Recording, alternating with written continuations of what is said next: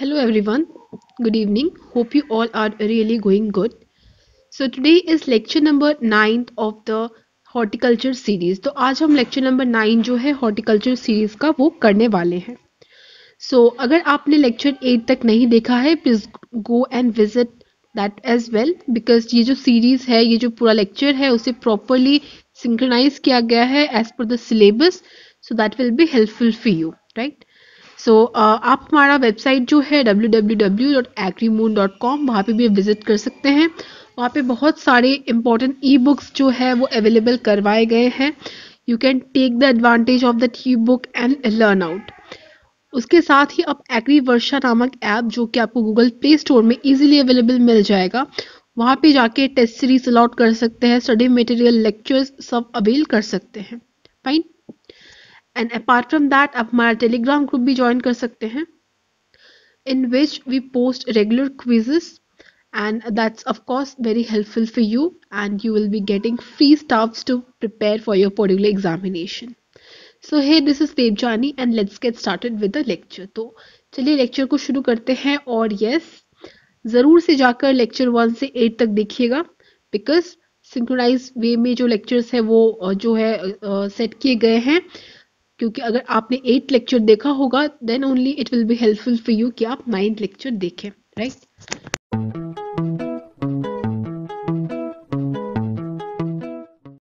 So for you another thing is, अगर आप pen और पेपर के बिना बैठे हैं this is worthless. It's an request कि आप पेन और पेपर के साथ ही बैठे और जो बताई गई चीज़ें हैं उन्हें साथ ही साथ नोट करते चले, right? That is very important because once you write it down it gets stuck in your memory and retains for a longer period of time. Fine. So let's get started. So पहला जो topic हम discuss करने वाले हैं ये है training. So training एक ऐसा टॉपिक है जो कि एग्जामिनर का not so favourite but yes still आप इसमें से 1 से लेके 3 मार्क्स एग्जामिनर से एक्सपेक्ट कर सकते हैं. इतनी मार्क्स की पूछी जा सकती है आपके यूजी में. फाइन. तो चलिए देखते हैं what's the definition. So basically training may be defined as a physical technique that controls the shape, size and direction of plant growth. तो ट्रेनिंग एक ऐसा तरीका है जिससे कि हम प्लांट के फिजिकल ग्रोथ को कंट्रोल कर सकते हैं shape wise, size wise as well as कि उसका डायरेक्शन किस और बढ़ेगा, राइट? तो इसके लिए एक बहुत ही सिंपल सा एग्जांपल देके मैं आपको समझाने की कोशिश करूंगी.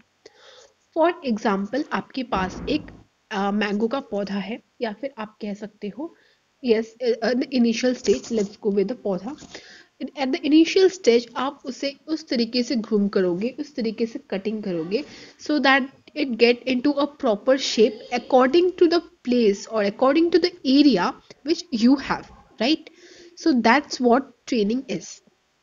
Next is training in effective is orientation of plants in space through technique like tying, fastening, staking, supporting, over trellis or pergola, or even pruning of some parts.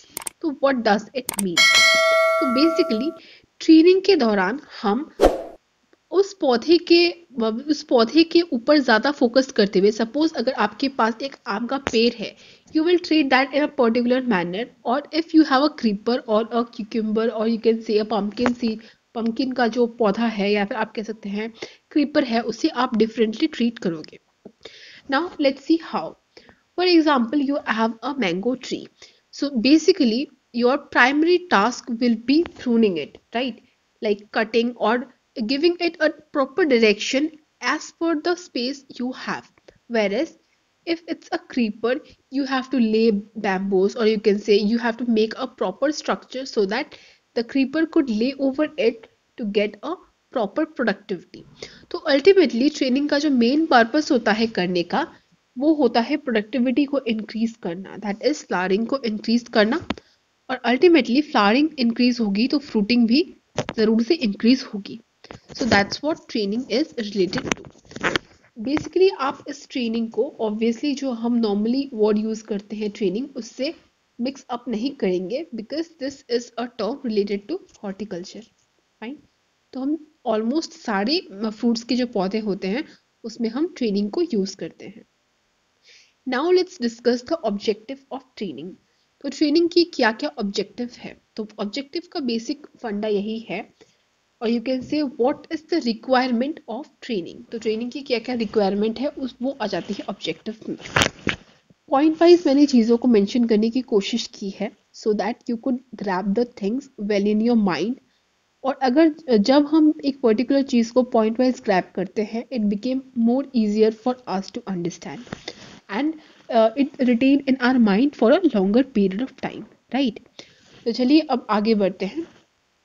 The first point which we will be discussing is to improve the appearance and usefulness of plants and securing balanced distribution. तो जो main function होता है that is to improve the appearance and usefulness. तो plant की usefulness और appearance को बढ़ाने के लिए जो हम जो है ट्रेनिंग का इस्तेमाल करते हैं, राइट। ना यूजफुलनेस को बढ़ाने के लिए कैसे? For example again we will take an example of mango tree, right. तो मैंगो ट्री का एग्जाम्पल लेते हैं हम। उसको हम एक ऐसे स्टेज पर just before the new rain, मतलब नया बारिश, we can say at the time of around you can say at the end of with the winter, जब उसमें फूल आने वाले होते हैं, ठीक उससे पहले हम उसकी कटाई करते हैं सो दैट नया बारिश जब हो उसमें नए पत्ते आए and the fruiting and the flowering gets very good so that we could get a very good product, right? So that is the main objective. तो ये हो गया one, point number one. Second is to ease cultural practices including intercultivation, plant protection and harvesting. अब ये दूसरी वजह है जो कि ट्रेनिंग की है, that is intercultivation. Now what do you mean by intercultivation? For example, आप अपने सेम खेत में you have around 1 hectare of land. आप उस सेम खेत में आप चाहते हो कि आप मैंगो ट्री के साथ साथ आप वहां पे गेहूं भी उगाए। Now how it is possible? Yes, it this practice is very very prominent in certain areas such of Uttar Pradesh such as Saharanpur, right. ये कुछ कुछ एरियाज उत्तर प्रदेश के कुछ कुछ एरिया जैसे कि सहारनपुर में काफी ज्यादा फेमस है। इनिशियल स्टेज में जब मैंगो का पौधा उतना बड़ा नहीं होता है कि उसमें मैंगो लग जाए, उस टाइम पे ट्रेन कर कर मतलब कि पौधे को छाट कर इनिशियली ये किया जाता है रबी सीजन में, ठंडे के सीजन में जो पौधा होता है उसे छाट दिया जाता है और उसमें गेहूं बोया जाता है। तो उस टाइम पे जब हम छाट देते हैं हम अपने मैंगो के पौधे को सो दैट गेहूं का जो हमारा फसल है उसमें प्रॉपर तरीके से सनलाइट पड़े, उसमें शेड ना आए, वो प्रॉपर न्यूट्रिएंट्स ले पाए, उसी प्रोसेस को जब हम अपने मैंगो के पौधे पे इस्तेमाल करते हैं तब वो ट्रेनिंग होती है and the whole process is the inter cultivation, right. फिर प्लांट प्रोटेक्शन एंड हार्वेस्टिंग भी, क्योंकि फॉर एग्जाम्पल एक ड्राइंग को दिखाते हुए मैं आपको बताती हूँ। सी सपोज ये this is one of your mango tree and this is another, right. If they will get overlapped into each other then the harvesting will be very very difficult, right। अगर ये पौधे मतलब पौधे तो नहीं, of course plant tree, right, if the trees get overlapped then it will be very very difficult for the harvesting and the productivity will also go down। जो productivity है वो भी काफी ज्यादा क्या हो जाएगा, नीचे गिर जाएगा। तो इस चीज को रिड्यूस आउट करने के लिए हमें किस चीज पे ध्यान देना होगा, हमें ट्रेनिंग पे ध्यान देना होगा। So this is another prominent thing which we have to consider, right. This is point 2। चलिए इसे एक बार रब कर देते हैं, लेट्स रब everything and move forward. So the third point which we will be discussing is to improve the performance like planting at an angle of 45 degree and horizontal orientation of branches makes the fruiting better। तो अगर हम किसी भी grafted plant को 45 degree में लगाएंगे with an horizontal orientation, मतलब branch की हॉरिजेंटल ओरिएंटेशन को मेंटेन करते हुए अगर 45 डिग्री पे लगाएंगे तो इट इज प्रोमिनेंट और we can say there is a more chance कि उसमें फ्रूटिंग जो है बेटर होगी। So this are the main 3 objectives of training which you have to keep in mind. Now let's move forward. अब हम पढ़ने वाले हैं some of the important factors affecting the methods of training. तो कुछ इंपॉर्टेंट फैक्टर्स जो कि training के मेथड को डिफर करता है। देखिए, हम हर पौधे के लिए, जैसा कि मैंने पहले कहा, हमारे पास एक मैंगो का पौधा है और हमारे पास एक छोटा सा क्रीपर है, फॉर एग्जाम्पल पम्पकिन। तो इन दोनों के लिए ट्रेनिंग हमारे लिए अलग अलग तरीके से की जाएगी, because one is creeper and another will develop into a tree, right. So in छोटे छोटे चीजों को ध्यान में रखते हुए हमें फैक्टर्स को डिफाइन करना होता है कि किन किन फैक्टर्स या फिर कौन कौन सी ऐसी चीजें हैं जिन पे हमारी ट्रेनिंग और प्रूनिंग दोनों डिपेंड करती है। लेकिन एट फर्स्ट हम ट्रेनिंग की ही बात करेंगे, pruning we will be discussing later, right. तो चलिए, so what are the factors that affect training? They are, number one is nature of plant. Plant का नेचर कैसा है? As I have taken an example of mango, मैंने एक mango का example लिया है और दूसरा पम्पकिन का एग्जाम्पल लिया है, राइट। तो जैसा पौधा वैसा तरीका। Next is climate. Climatic condition कैसा है, वो भी फैक्टर्स को काफी ज्यादा इफेक्ट करेगा। Third is purpose of growing, why you are growing. For example, अगर आप किसी एक पर्टिकुलर ट्री को आप उसको वुड के लिए उगा रहे हैं, तो दैट इज वेरी प्रोमिनेंट कि आप उसे स्ट्रेट रखने की कोशिश करेंगे ताकि आपका जो वुड क्वालिटी है वो बेटर हो। तब आप उसमें लैटरल डेवलपमेंट नहीं होने देंगे, है ना, तब आप उसमें एपिकल डोमिनेंस होने देंगे। लेकिन वही अगर आप उसे फ्रूट के लिए ग्रो कर रहे हैं, then it is very prominent कि आप उसमें लैटरल ग्रोथ होने देंगे ताकि शाखाएं निकले और आपका जो फ्रूट का प्रोडक्टिविटी है वो ज्यादा हो। सो पर्पस ऑफ ग्रोइंग भी काफी ज्यादा मैटर करता है। देन प्लांटिंग मेथड, आपने डायरेक्ट सीड सोइंग की है या फिर आपने ग्राफ्टिंग तो नहीं, आपने क्या बोलते हैं ट्रांसप्लांटिंग यूज किया है, ये भी काफी ज्यादा जो है महत्व रखता है।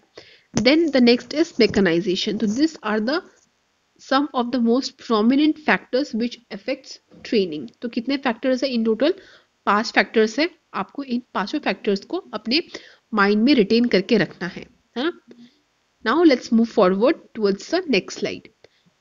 Now let's see what are the various methods of training. तो देखिए, अभी तक हमने 3 चीजें पढ़ी। What is training, that is 1 to 2 marks question. Then importance या फिर आप कह सकते हो ऑब्जेक्टिव ऑफ ट्रेनिंग। फिर हमने पढ़ा factors affecting training, and now we are going through the next thing, that is various methods of training.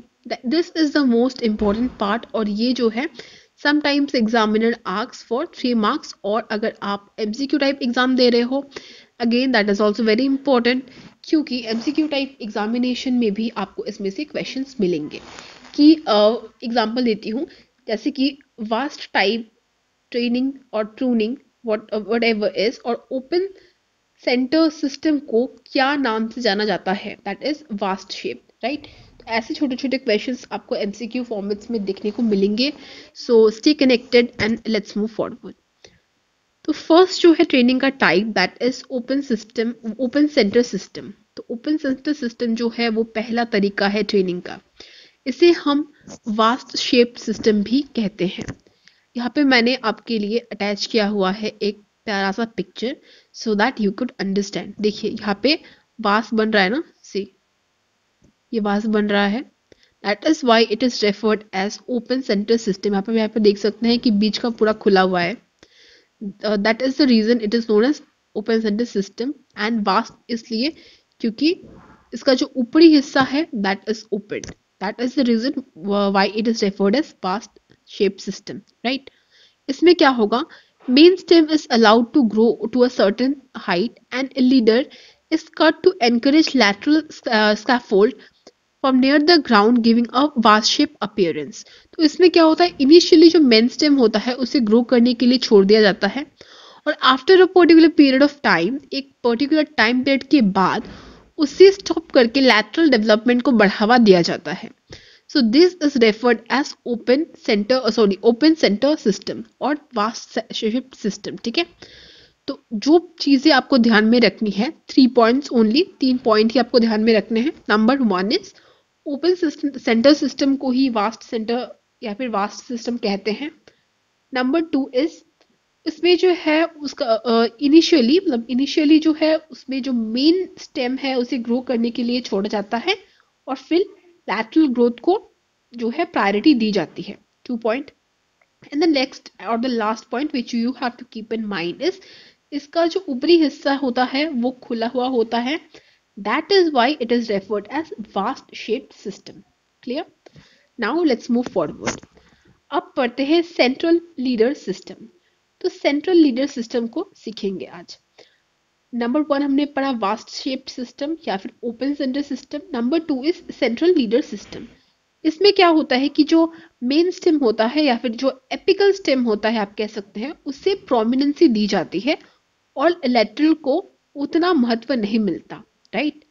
So also known as closed centre system. तो ये जो नेक्स्ट टू नेम है मतलब कि ये जो नेक्स्ट नेम है सेंट्रल लीडर सिस्टम का इसे भी आपको याद रखना है. इसमें क्या होता है सेंट्रल एक्सिस जो है उसे परमिट किया जाता है कि वो डेवलप करे और यहाँ पे लेटरल जो ग्रोथ है वो कम होती है.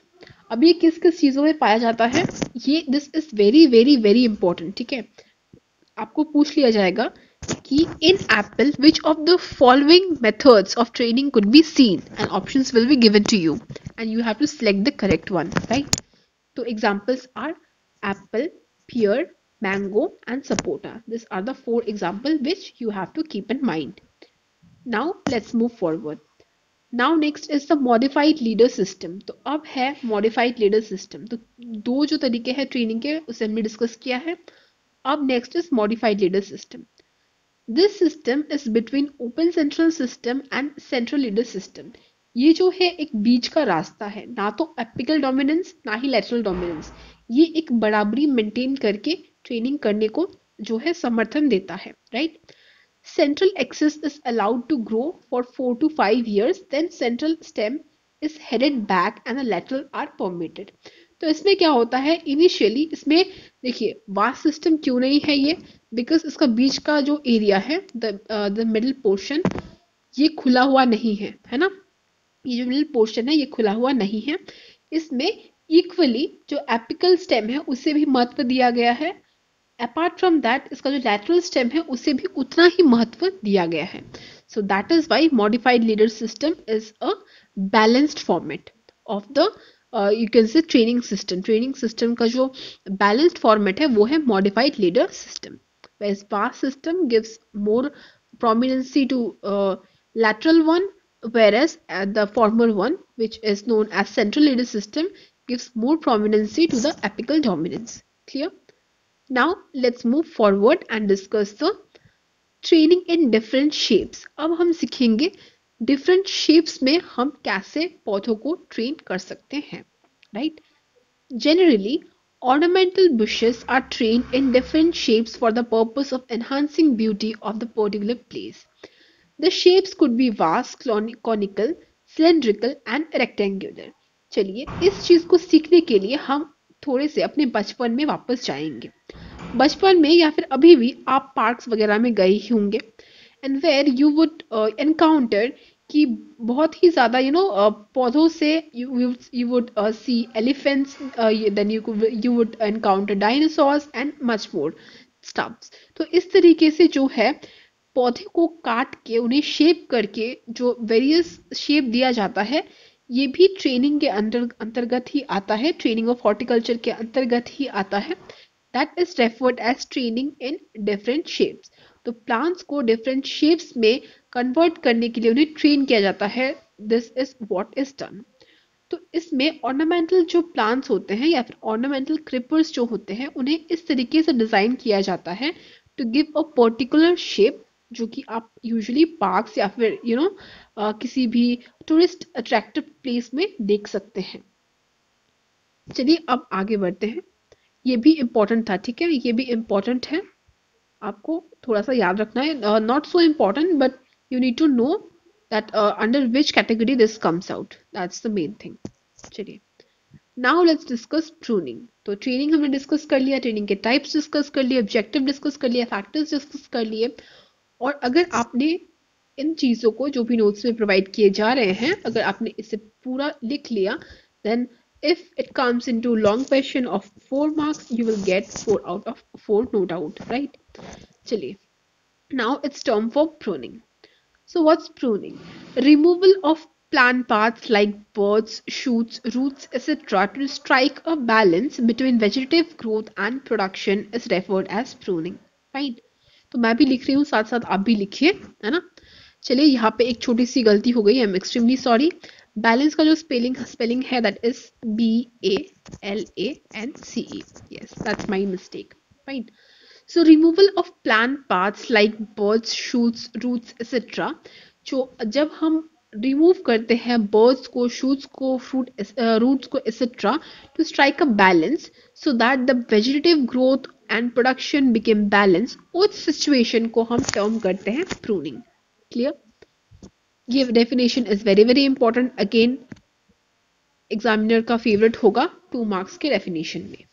चलिए आगे बढ़ते हैं. Now let's discuss the objective of pruning, कि हम प्रूनिंग क्यों करते हैं या फिर प्रूनिंग से हमारा क्या फायदा होगा, है ना? We human beings are very selfish. हम बिना फायदे का तो कुछ करते नहीं है, राइट? चलिए, so first thing, to control the plant size and form. तो किसी भी प्लांट के साइज को या फिर उसकी फॉर्म को कंट्रोल करने के लिए we are supposed to do pruning. So किसी भी प्लांट के साइज को कंट्रोल करने के लिए हम प्रूनिंग करते हैं. अब कैसे? फॉर एग्जाम्पल, आपके पास बहुत ही एक नॉर्मल एग्जाम्पल देती हूँ, ठीक है? आपके घर पे बहुत ही कम स्पेस है and you want a coconut tree to be there. What you will do? You will direct the apical stem towards the direction in which it could grow, right? आप उसे इस तरीके से डायरेक्ट करेंगे, इस तरीके से ट्रेन और प्रून करेंगे सो दैट जहाँ पे स्पेस है उसकी डोमिनेशन वहीं से बढ़े. फॉर एग्जाम्पल, मैं आपको एक एग्जाम्पल देख के समझाती हूँ. For example, this is your house, ठीक है? ये बहुत ही प्रैक्टिकल एग्जाम्पल है. I have encountered bye my self and yes you might have also. उसमें से आपने देखा होगा बीज से पौधा निकला है पहले, ठीक है? फिर आप देख रहे हो कि हाँ, यहाँ पे सन हमेशा यहीं से उगता है, फिर ये ऐसे बेंड हो जाता है, ठीक है? फिर then you will see this type, this is the ultimate plant. Okay, so that is how pruning is done. So उसे प्रॉपरली डायरेक्ट किया गया है, उसे जब मतलब काटा गया है, देन उसे डायरेक्ट किया गया है in a particular direction of growth so that it could you can say it could fulfill the requirement of the human. तो ह्यूमन के रिक्वायरमेंट को पूरा करने के लिए उसे उस डायरेक्शन में ग्रो करवाया गया है. सो दैट इज प्रूनिंग, और यही है मेन ऑब्जेक्टिव प्रूनिंग का.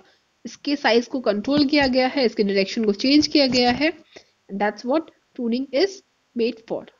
Next point, that is establishment of transplants where leaves shoots are pruned to strike a balance between roots and shoots so that plant loses less water against a restricted root system lost water during lifting of plants. तो देखिए इसमें क्या होता है कि for example एक deserted area है जहां पर वाटर लॉस काफी ज्यादा होता है due to heavy sunshine.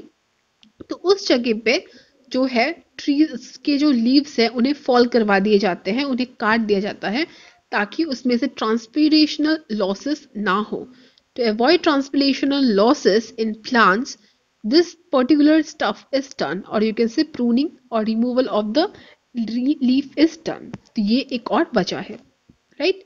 That is what is written or explained in point number 2. मेरे साथ साथ लिखते जाएंगे आप लोग भी, बिकॉज प्रॉपर नोट्स बनाते चलेंगे तो ही आपको एग्जाम के टाइम में जाकर थोड़ा रिलैक्सेशन फील होगा, राइट? और आप एक रात में पूरी चीजों को निपटा पाएंगे, है ना? चलिए point number 3, removal of non productive vegetative growth.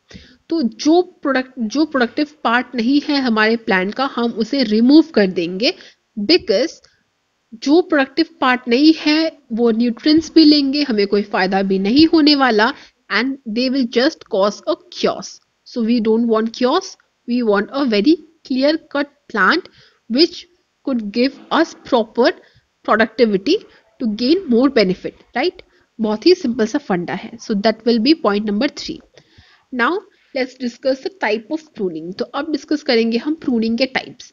तो बेसिकली प्रूनिंग के 3 टाइप होते हैं, frame pruning, maintenance pruning and third is renewal pruning. तो इन चीजों को भी आप लिखिए मेरे साथ ही। First is frame pruning, second one is maintenance pruning and third is renewal pruning, right? चलिए अब आगे चलते हैं। First we will be discussing the frame pruning। तो सबसे पहले हम डिस्कस करेंगे क्या, फ्रेम प्रूनिंग को। So this provides shape and form to plants to develop strong framework and shape for ease of operation। तो किसी भी कार्य को उस प्लांट के ऊपर करने के लिए, उसे एक स्ट्रॉन्ग फ्रेमवर्क देने के लिए, तब हम यूज करते हैं क्या, frame pruning. This process begins from nursery itself and continues up to fruiting stage। तो ये जो फ्रेम प्रूनिंग है, ये बहुत ही छोटा, जबकि पौधा नर्सरी में होता है, मतलब जबकि पौधा नर्सरी से हम अपने फील्ड में प्लांट नहीं करते, तब से ही इसके प्रोसीजर शुरू हो जाते हैं और ये चलते हैं फ्रूटिंग स्टेज तक। This is done irrespective off season. इसे सीजन के irrespective he, whether it's winter season और समर सीजन, उसे मतलब उससे कोई फर्क नहीं पड़ता है। हम फ्रेम प्रूनिंग जो है वो किसी भी सीजन में कर सकते हैं।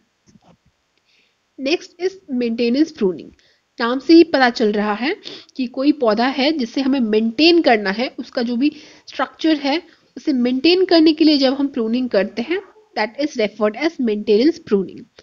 Now we need to learn the example. This is done, okay, यहाँ पे एन मिस हो गया है, kindly pardon. So this is done in grapes, apples, pear, peach, etc. तो grapes, apple, pear और peach में हम क्या करते हैं, मेंटेनेंस प्रूनिंग को करते हैं। Third is renewal pruning. So this is done in old trees like mangoes which shows decline।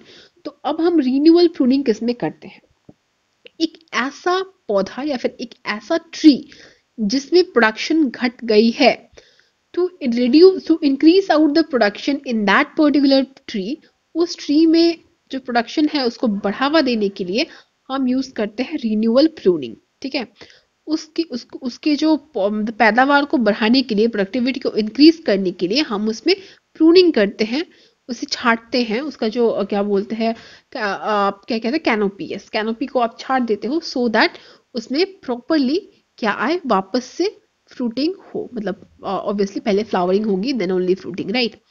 In such cases severe pruning is required.